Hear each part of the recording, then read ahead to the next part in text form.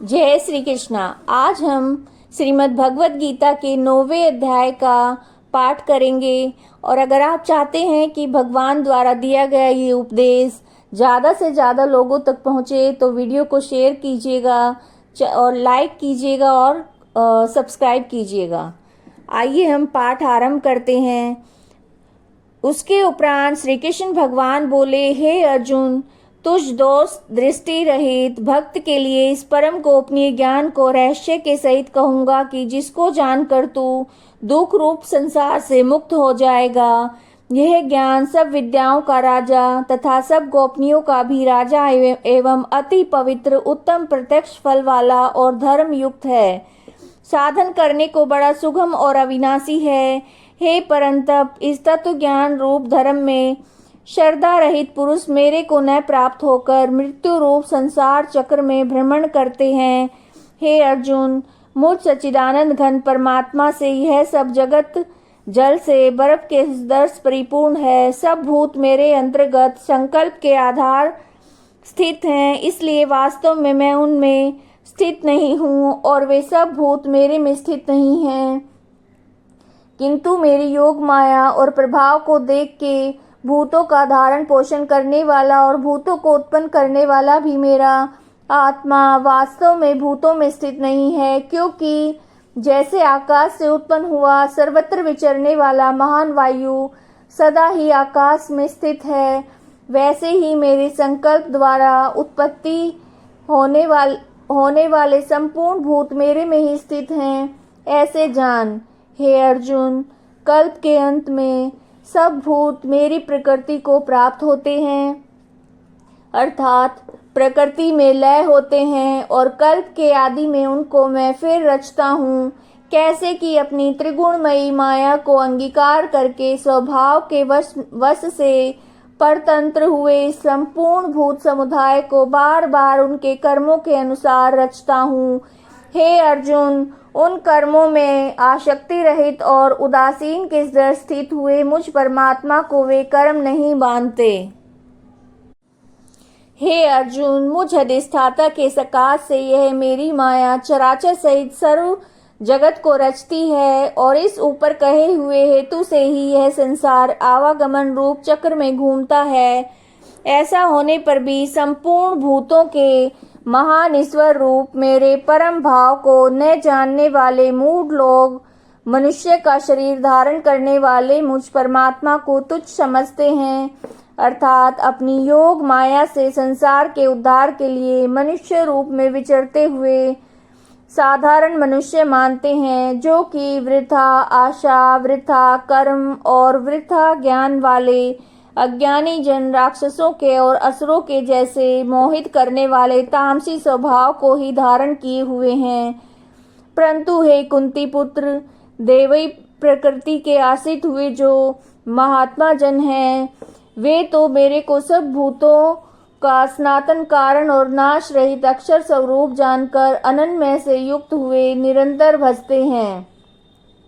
वे दृढ़ निश्चय वाले भक्त जन निरंतर मेरे नाम और गुणों का कीर्तन करते हैं और मेरी प्राप्ति के लिए यत्न करते हुए मेरे को बार बार प्रणाम करते हुए सदा मेरे ध्यान से युक्त हुए अनन्य भक्ति से मुझे उपासते हैं। उनमें कोई तो मुझ विराट स्वरूप परमात्मा को ज्ञान यज्ञ के द्वारा पूजन करते हुए एकत्व भाव से, अर्थात जो कुछ है सब वासुदेव ही है, इस भाव से उपासते हैं। दूसरे पृथकत्व भाव से, अर्थात स्वामी सेवक भाव से, कोई बहुत प्रकार से भी उपासते हैं, क्योंकि क्रतु अर्थात श्रोत कर्म मैं ही हूँ, यज्ञ अर्थात पंच महायज्ञ आदि स्मार्त कर्म मैं ही हूँ,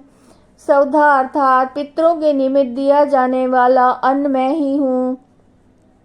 औषधि अर्थात सब वनस्पतियाँ मैं ही हूँ, एवं मंत्र मैं हूँ, घृत मैं हूँ, अग्नि मैं हूँ, हवन रूप क्रिया भी मैं ही हूँ। हे अर्जुन, मैं ही संपूर्ण जगत का धाता अर्थात धारण पोषण करने वाला एवं कर्मों के फल को देने वाला माता पिता और पिता मैं हूँ और जानने योग्य पवित्र ओंकार तथा ऋग्वेद सामवेद यजुर्वेद भी मैं ही हूँ। हे अर्जुन, प्राप्त होने योग्य तथा भरण पोषण करने वाला, सबका स्वामी, शुभाशुभ देखने वाला, सबका वासस्थान और शरण लेने योग्य तथा प्रति उपकार न चाहकर हित करने वाला और उत्पत्ति प्रलय रूप और सबका आधार निधान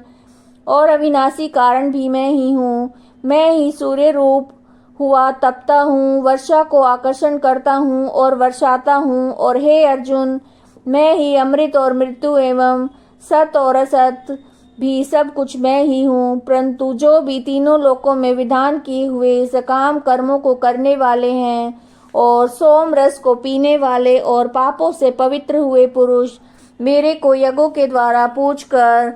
स्वर्ग की प्राप्ति को चाहते हैं, वे पुरुष अपने पुण्यों के फल रूप इंद्रलोक को प्राप्त होकर स्वर्ग में दिव्य देवताओं के भोगों को भोगते हैं। वे उस विशाल स्वर्गलोक को भोगकर पुण्य क्षीण होने पर मृत्यु लोक को प्राप्त होते हैं। इस प्रकार स्वर्ग के साधन रूप तीनों वेदों में कहे हुए सकाम कर्म शरण हुए और भोगों की कामना करने वाले पुरुष बार बार आने को प्राप्त होते हैं, अर्थात पुण्य के प्रभाव से स्वर्ग में जाते हैं और पुण्य क्षीण होने से मृत्यु लोक में आते हैं। जो अनन्य भाव में मेरे में स्थित हुए भक्त जन मुझे परमेश्वर को निरंतर चिंतन करते हुए निष्काम भाव से भजते हैं, उन नित्य एक ही भाव से मेरे में स्थिति वाले पुरुषों का योग क्षेम मैं स्वयं प्राप्त कर देता हूँ। हे अर्जुन, यद्यपि श्रद्धा से युक्त हुए जो सकामी भक्त दूसरे देवताओं को पूजते हैं, वे भी मेरे को ही पूजते हैं, किंतु उनका वह पूजना अविधि पूर्वक है, अर्थात अज्ञान पूर्वक है, क्योंकि संपूर्ण यज्ञों का भोक्ता और स्वामी भी मैं ही हूँ। परंतु वे मुझ अधियज्ञ स्वरूप परमेश्वर को तत्व से नहीं जानते हैं, इसी से गिरते हैं, अर्थात पुनर्जन्म को प्राप्त होते हैं। कारण यह नियम है कि देवताओं को पूजने वाले देवताओं को प्राप्त होते हैं, पितरों को पूजने वाले पितरों को प्राप्त होते हैं, भूतों को पूजने वाले भूतों को प्राप्त होते हैं, मेरे भक्त मेरे को ही प्राप्त होते हैं, इसलिए मेरे भक्तों का पुनर्जन्म नहीं होता। हे अर्जुन, पूजन में यह सुगमता भी है कि पत्र पुष्प फल जल इत्यादि जो कोई भक्त मेरे लिए प्रेम से अर्पण करता है, उस शुद्ध बुद्धि निष्काम प्रेमी भक्त का प्रेम पूर्वक अर्पण किया हुआ वह पत्र और पुष्प आदि मैं सगुण रूप से प्रकट होकर प्रीति सहित खाता हूँ।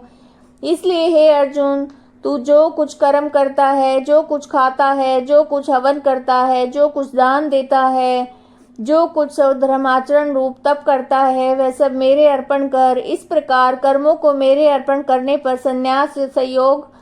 से युक्त हुए मन वाला तू शुभ अशुभ फल रूप कर्म बंधन से मुक्त हो जाएगा और उनसे मुक्त हुआ मेरे को प्राप्त होगा।